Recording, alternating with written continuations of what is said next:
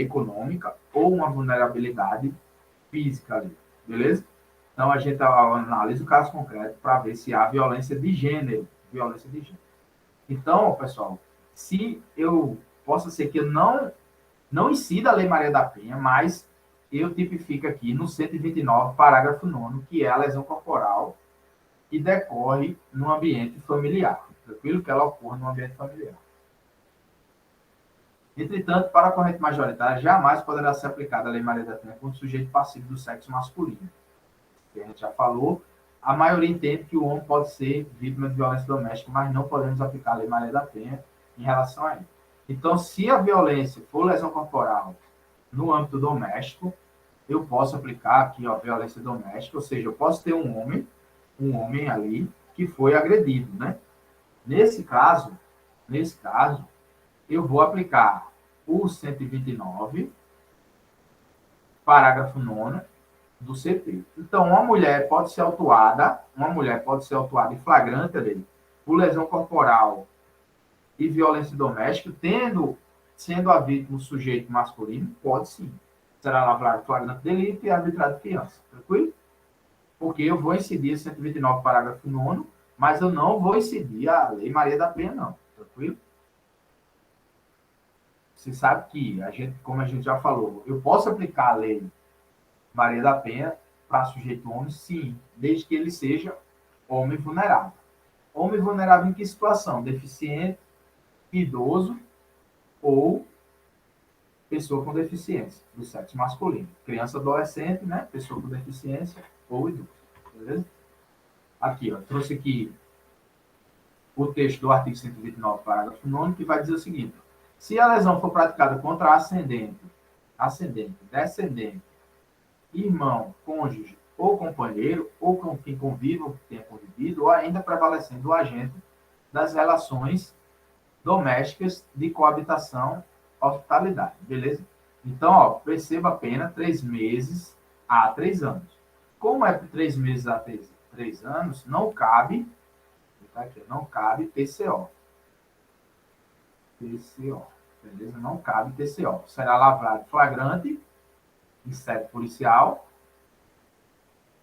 e com a pena máxima aplicada ao crime aqui, ó, é menor que 4 anos, será arbitrada fiança pelo delegado, beleza? Deu para entender aí, pessoal? Vou correndo, hein? Vou correndo. Se você não se separa, eu vou seguir. Então, aqui eu tenho, neste dispositivo não se altera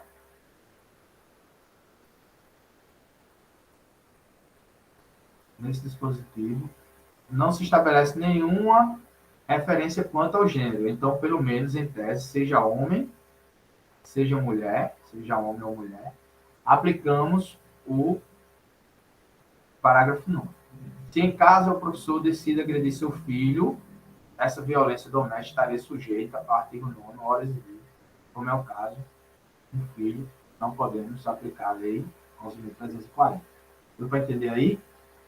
Qual que é a razão de existir disso aqui? Qual que é a razão de existir? A gente tem aqui, ó, a proteção, tá? A proteção da família, beleza, pessoal? Por que a proteção da família?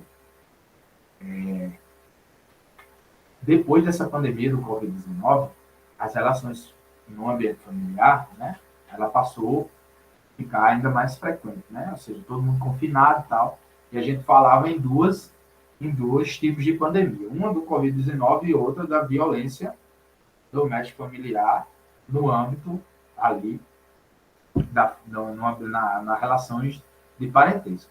Então, se eu tenho lesão corporal, ainda que seja a vítima do sexo masculino, lesão corporal, e essa lesão corporal ali, ó, praticada entre ascendente, descendente, irmão, cônjuge ou companheiro, eu posso aplicar aqui esse parágrafo 9º do 129, será lavrado flagrante e a autoridade policial pode arbitrar fiança, porque a pena máxima aplicada ao delito é inferior a 4 anos. Deu para entender? Mas eu não aplico a Lei 9.099 se a vítima for homem. Impossibilidade da aplicação do princípio da insignificância. Quando eu trato da insignificância aqui, eu tenho um entendimento, eu tenho aqui, ó, a súmula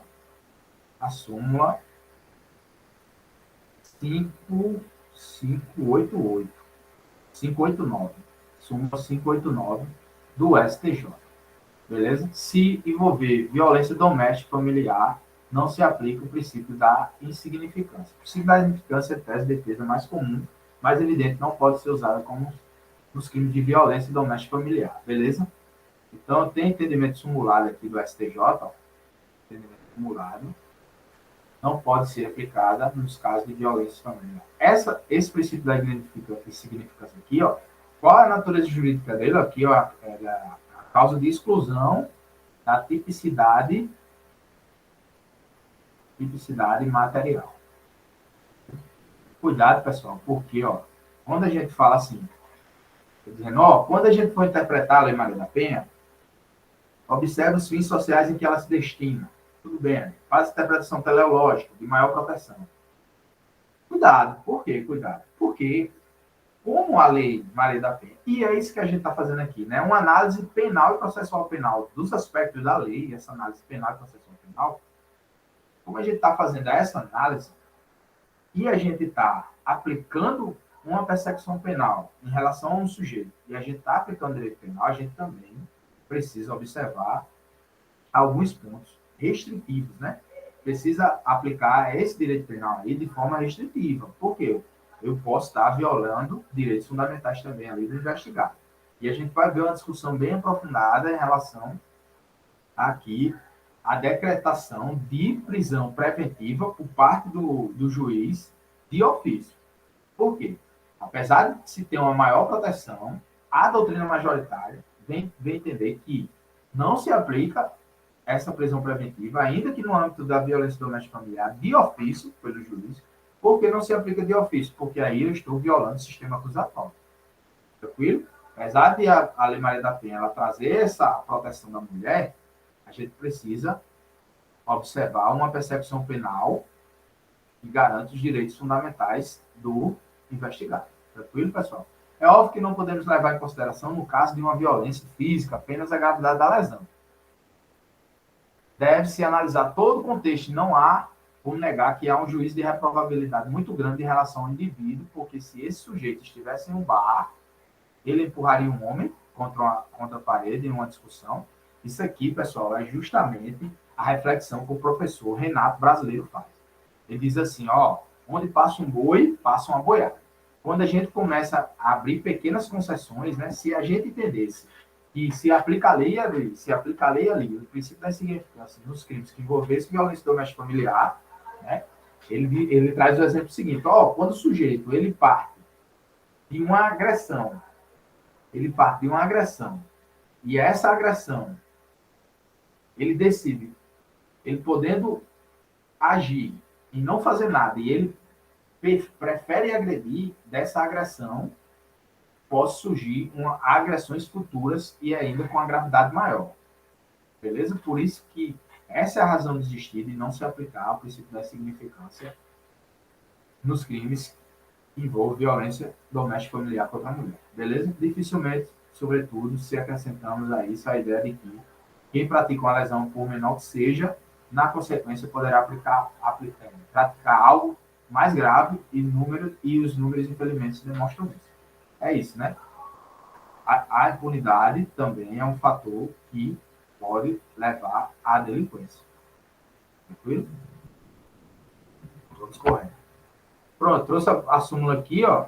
Ainda bem que eu tenho colocado aqui no material o texto da súmula. É inaplicável o princípio da insignificância nos crimes contra agressões penais praticados contra a mulher no âmbito das relações domésticas. Lembra lá do princípio da insignificância, ó?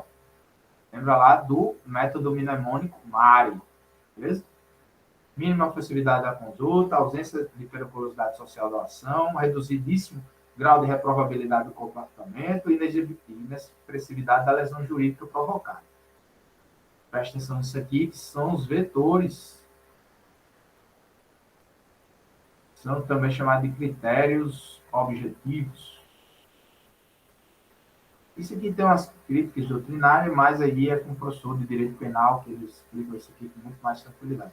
Mas é bom rememorar para que vocês, se não estava ainda no seu fichamento, no seu caderno, você coloque, memorize esses requisitos: mínima oficialidade da conduta, ausência de periculosidade social da ação, reduzidíssimo grau de reprovabilidade do comportamento e inexpressividade da lesão jurídica provocada. São requisitos para a aplicação do princípio da significância, exclui a tipicidade material do fato.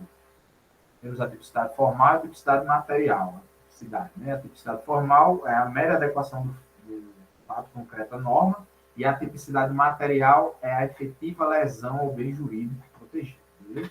Aí o princípio da significância não analisa somente a extensão da lesão, e sim pressupostos aos quais o STF sempre faz referência sobre a danosidade, lesividade da conduta e o grau de reprovação que recai sobre aquele sujeito. Beleza? Vamos em frente, pessoal. E aí, portanto, falarmos ainda sobre o sujeito passivo, mulher, sobre a questão do transgênero e transexuais, sobretudo a decisão deve ser dada pelo STF. É uma matéria estudada no direito civil, mas aqui devemos nos lembrar de uma decisão histórica do STF, da ADI 4275, da ADI 4275 de 75. 4275 no recurso extraordinário 670.422, beleza? Nesses dois julgados, pessoal, vou passar aqui os julgados, mas vocês dêem uma lida, né? Ele vai dizer aqui, ó, que independente de tratamento hormonal, né? Que independe de cirurgia de transgenitalização, ou de patologizantes, né? Essa opção pelo nome social, né? Não precisa de ordem judicial, basta o comparecimento do cartório e a livre decisão de mudar o seu nome ali no registro civil, beleza? Diretamente no registro civil. Portanto, decisão que tema polêmico, que demanda aí posições de sentido contrário, né?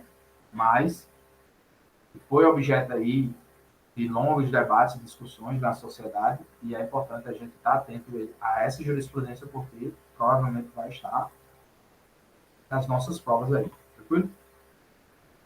Eu vou passar aqui esse julgado, porque é importante que vocês façam uma leitura atenta sobre ele. Tranquilo? O tempo já não nos permite. Então, vamos lá.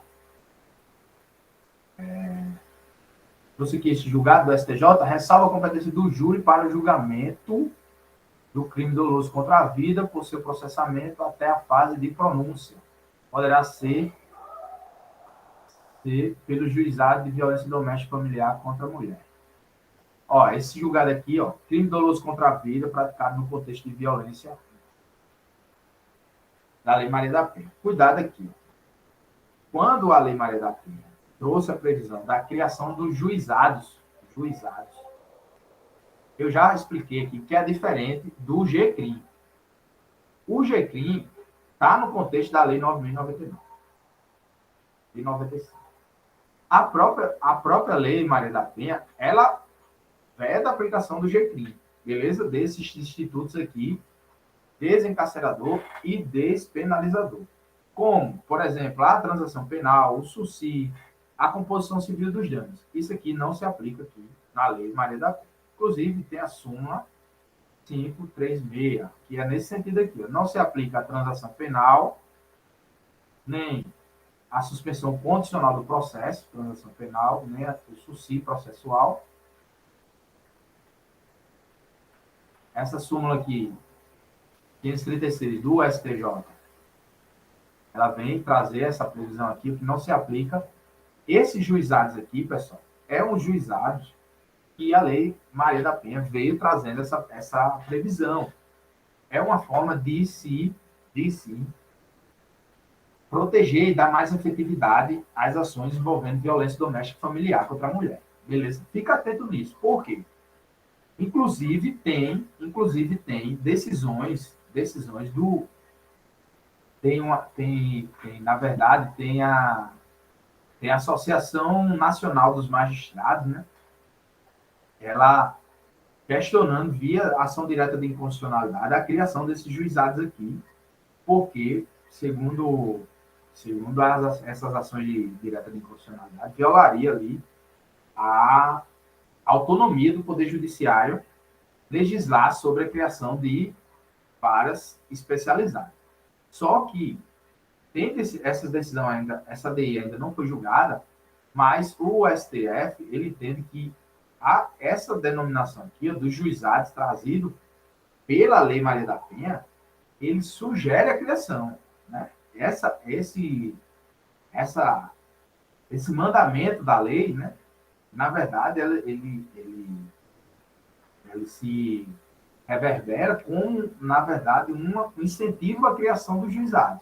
Então, nos lugares, nas comarcas que tivesse juizado especial de violência doméstica e familiar, né, esses juizados, eles serão responsáveis para ele, ó, segundo essa jurisprudência aqui, ó, a primeira fase do Tribunal dos Júris, né, a primeira fase até a sentença de pronúncia, o procedimento do júri ele é bifásico, né? Quando existir um crime doloso contra a vida, né, e incidir a Lei Maria da Penha, esse contexto aqui ele é bifásico, o Tribunal do Júri.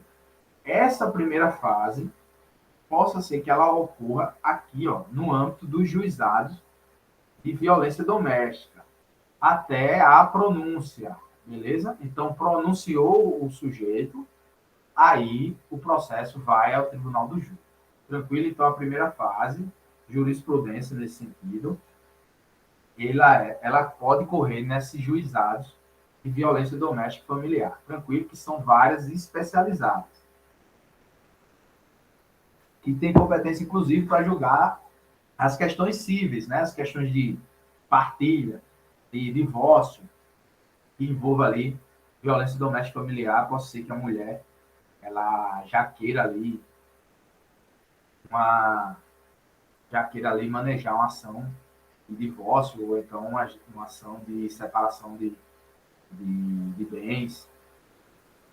E aí já pode essas ações correr ali no âmbito dos juizados especiais, nos juizados de violência doméstica, tranquilo? Porque serão compostos, né, com profissionais especializados, e aí daria ali uma maior proteção aos direitos da mulher, beleza? Depoimento especial da mulher em situação de violência doméstica familiar ou de testemunho de violência doméstica familiar, se tratar de crime contra a mulher. Ó, isso aqui evita, pessoal, esse depoimento especial aqui, ó, a lei, ela veio para evitar aqui, ó, o depoimento sem dano, beleza? Esse depoimento sem dano,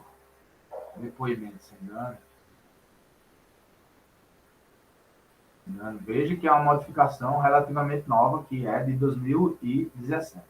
Esse depoimento sem dano, ele evita a vitimização secundária.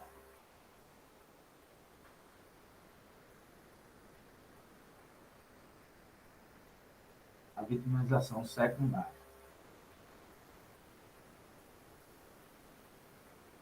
O que é que eu tenho aqui? Essa vitimização primária, que ela ocorre diretamente do crime, essa vitimização secundária acaba ocorrendo pelos órgãos de persecução penal, fazendo que a vítima repita várias vezes, né, esse depoimento, e toda vez que ela repete o depoimento, ela sofre ali mais uma violência, e a vitimização terciária, que é feita muitas vezes pela própria coletividade, que aí acaba rejeitando a vítima ou etiquetando a vítima.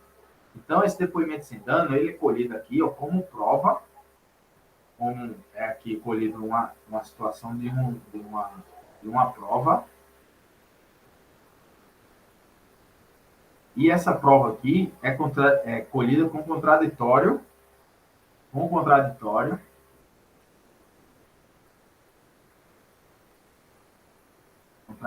real, beleza?